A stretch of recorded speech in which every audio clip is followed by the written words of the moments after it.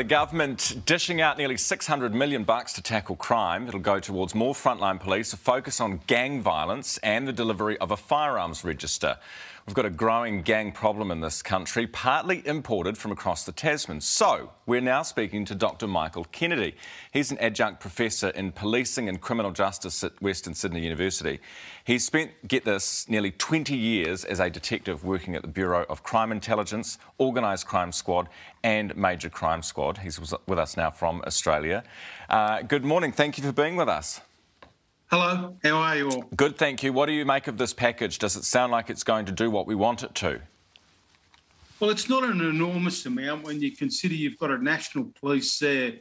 If it was in Australia, that would have to be divided up between 6 or 8 police departments and they'd all be competing. But you've got a national police department. And when you consider transnational crime, biometrics, facial recognition, the modern-day training of police. Plus, I noticed that there was money being set aside to review the criminal justice correction system. So I'd imagine that with that will come community corrections rather than just sending everyone to jail, and that's a good It's cheaper and it's more effective. So I think it's just in line with what's required. Plus, you have to meet international standards in these things.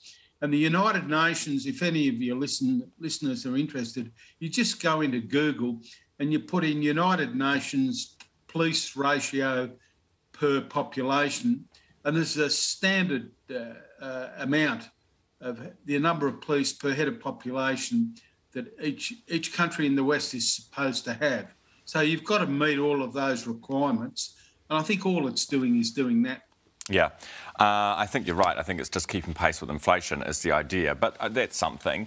How do we stop? Because we're starting to see what you guys have been experiencing for a long time now, and that is unadulterated violence, daylight violence. We're starting to see far more brazen gun violence in this country as well. How do we stop that?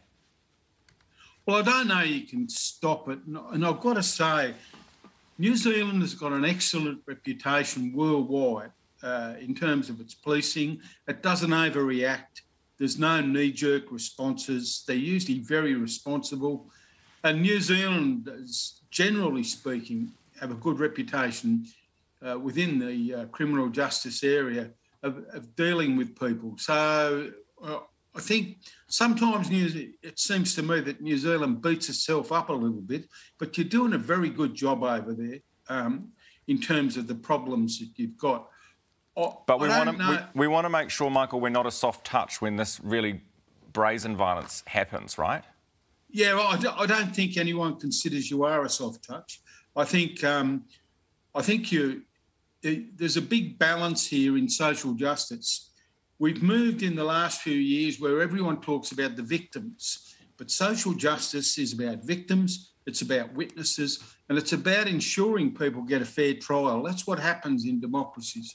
And New Zealand has got the right formula there. Over in Australia, everything's radicalised. It's either radicalised left, radicalised right, and it seems you'll see by our politics, which I won't go, they're just plain spiteful. I haven't seen that from New Zealand ever. I think what they will invest in is more gun control in terms of handguns. I think that's important.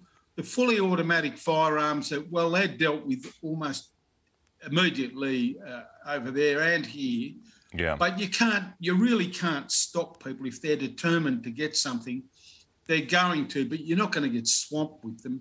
Handguns are the main thing. Okay. The training of police to come up to global standards is another, so that they've got options at the end of their policing career. They can move somewhere else. And I think also the community corrections model is something that will work really well with gangs, because the average gang member has got a choice. They can go to jail or they can wear an ankle bracelet and be monitored and be supervised. Well, either way, it's not a really good option for them. And I think the other issue there is gang violence in Australia is very much individualised. It's sort of everybody doing whatever they want to do, like with anarchy. But with the gang violence in New Zealand,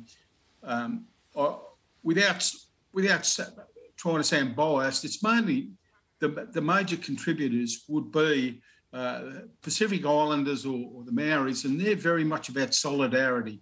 They're very much a united community, so you can't just go into gang violence over there and just do your own thing. Yeah.